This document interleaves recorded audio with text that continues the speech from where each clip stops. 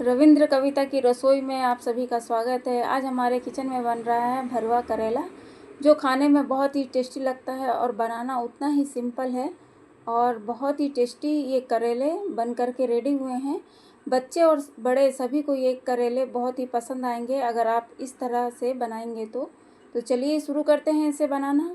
तो इसके लिए हमने लिया है 4 लंबे साइज़ के मीडियम करेले और इसे हम छील लेंगे। आप अपने अनुसार कम या ज़्यादा कर सकते हैं। करेले का जो दरदरा पार्ट रहता है ऊपर वाला, इसे हम निकाल लेंगे जिससे करेला चिकना हो जाए और देखने में भी ये अच्छे लगे। तो यहाँ पर हमने इस तरीके से निकाल दिया है। अब हम करेले को 2 टुकड़ों में कट करेंगे और इसके अंदर वाले पार्ट को हमें निकाल लेना है। अगर इसके बीज हार्ड रहे तो आप इसे साइड कर दीजिए, या नरम बीज रहे तो हम इसे यूज़ करेंगे। तो यहाँ पर हमने सारे करेले को इसी तरह से छील करके इसके बीज को निकाल लिया है और बहुत ही आसानी से बन करके ये करेला रेडी हो जाता है। आप भी इस तरह से बना करके रेडी कर सकते हैं।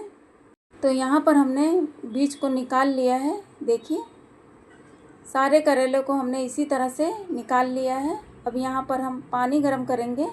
पानी जब गर्म हो जाए तब हम करेले को डालेंगे इसके अंदर और इसे हमें बॉईल करना है। तो इसे हमें बहुत ज़्यादा बॉईल नहीं करना है, बिल्कुल नरम नहीं करना है। तो इसमें हमने डाल दिया है 1 चम्मच हल्दी और नमक 1 चम्मच, और इसे हम मिला करके ढक देंगे। तो करेला थोड़ा सा सॉफ्ट हो जाए तब तक हम यहाँ पर मसाला बना लेते हैं। तो यहाँ पर हमने सरसों का तेल गरम किया है। सरसों का तेल में करेला बहुत ही स्वादिष्ट बन करके रेडी होता है। तो यहाँ पर हम आधा कटोरी लेंगे मूंगफली। इसे हम भूनेंगे धीमी आंच पर और गैस का फ्लेम स्लो रखिए। तो इसे हम धीमी आंच पर भून लेंगे जिससे कि मूंगफली अच्छा सा भून जाए। तो यहाँ पर हमने मूंगफली को अच्छे से भून लिया है और बहुत ही स्वादिष्ट बन के रेडी होता है ये भरवा करेला। अगर आपके बच्चे या बड़े घर में पसंद नहीं करते हैं खाना, तो आप इस तरह से बना करके इसे रेडी करिए। इस तरह से बनाएंगे तो करेले में कड़वाहट भी नहीं रहती है। और यहाँ पर बादाम अच्छे से भुन गए हैं। तो यहाँ पर हमने डाला है 1/4 कप सूखा नारियल। इसे हमने ग्रेट कर लिया है और इसमें हमने डाला है 1 चम्मच जीरा और इसमें हमने डाला है 1 चम्मच सौंफ और बहुत ही स्वादिष्ट लगता है। इस तरीके से आप बनाएं। और इसमें हमने डाला है 1 चम्मच धनिया। तो यहाँ पर हमने सारे मसाले को डाला है और इसे हम भूनेंगे। तो यहाँ पर हमने खड़ा धनिया का यूज़ किया है, गोटी वाली धनिया, और इन सबको हमें भून लेना है। तो गैस का फ्लेम हमें मीडियम रखना है ताकि मसाले जले नहीं। तो इसे धीमी आंच पर सुनहरा होने तक का भून लेना है मसालों को। और देखिए, बहुत ही अच्छी सी खुशबू आने लगी है। यहाँ पर मसाले भी धीमी आंच पर अच्छे से भून रहे हैं।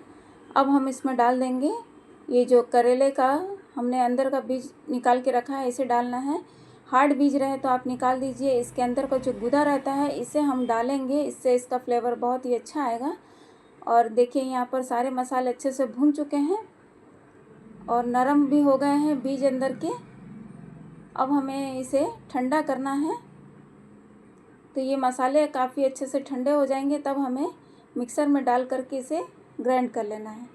तो यहाँ पर मसाले सारे ठंडे हो गए हैं, तो अब हम इसे ग्राइंड कर लेंगे। मैंने इसे पंखा के नीचे रख दिया ताकि ये जल्दी से ठंडे हो जाए। अब हम इसमें डालेंगे नमक, आधा चम्मच हल्दी और डालेंगे लाल मिर्च पाउडर। इसमें डाल देंगे गरम मसाला, इससे इसका फ्लेवर बहुत ही अच्छा आएगा। आप इसे इस तरह से पीस लें। तो देखिए, यहाँ पर ये मसाले रेडी हो गए हैं दरदरा पीस करके, और यहाँ पर करेले भी सॉफ्ट हो गए हैं। तो करेले को हम निकाल लेते हैं और इसे हम ठंडा करेंगे। ठंडा करने के बाद में हम मसाले भरेंगे। तो यहाँ पर ये मसाले जो रेडी हैं इसमें हमने डाल दिया है धनिया की पत्ती और नींबू का रस। नींबू का रस या आप इमली का पल्प भी डाल सकते हैं, बहुत ही अच्छा स्वाद आता है इससे। और इसे हम हाथ से इस तरह से मिला लेंगे। और यहाँ पर करेले भी अच्छे से ठंडे हो गए हैं। तो स्टफिंग को हम इस तरह से दबा दबा करके अच्छे से भर लेंगे ताकि स्वाद अंदर तक का पूरा जाए और स्टफिंग भी बाहर ना निकले। और देखने में तो काफ़ी अच्छा लगेगा ये बनने के बाद में। तो यहाँ पर हमने इसी तरह से सारे करेले को भर लेना है, दबा दबा के अच्छे से भरिए इस तरह से, क्योंकि जब हम इसे खाएंगे तो इसका पूरा करेला में इसी का टेस्ट आएगा। तो यहाँ पर हमने सारे करेले को इसी तरह से भर लिया है और इतने मसाले बच गए हैं। अब हम सरसों का तेल गरम करेंगे उसी पैन पर। जब तेल अच्छे से गरम हो जाए और धुआं निकलने लगे उसके बाद में हम डाल देंगे करेले को और इसे हमें धीमी आंच पर भूनना है। इसे हमें ढकना नहीं है, बस इसी तरह से हमें डीप फ्राई कर लेना है, क्योंकि करेले पहले ही बॉईल हो चुके हैं। तो इसे हम इस तरह से अलट पलट करके अच्छे से फ्राई कर लेंगे ताकि चारों तरफ से करेले अच्छे से पक जाएं। यहाँ पर करेले अच्छे से भुन गए हैं और इनका कलर भी चेंज होने लगा है। देखिए इस तरह से अलट पलट करके अच्छे से धीमी आंच पर सिकने दीजिए। गैस का फ्लेम धीरे रखेंगे तो करेले अच्छे से गोल्डन ब्राउन हो जाएंगे। और यहाँ पर अच्छे से करेले गोल्डन ब्राउन हो चुके हैं। तो अब हम इसमें डाल देंगे मसाले जो हमने बना के रखे हैं। इससे इसका फ्लेवर और भी बढ़ जाएगा और करेले अच्छे से अंदर तक और बाहर तक का कोट हो जाएंगे और बहुत ही अच्छा इसका फ्लेवर आएगा। तो देखिए यहाँ पर मसाले में अच्छे से करेले लिपट जाएं, इस तरीके से हमें इसे फ्राई कर लेना है। और बहुत ही सिंपल तरीका है इसे बनाने का और बहुत ही टेस्टी बनते हैं इस तरीके के करेले। आप इस रेसिपी को ज़रूर से ट्राई कर सकते हैं। तो देखिए यहाँ पर मसाले लगभग भूनते हुए हमें 3 से 4 मिनट हो गए हैं और मसाले भी अच्छे से भून गए हैं और सभी करेले अच्छे से कोट हो गए हैं।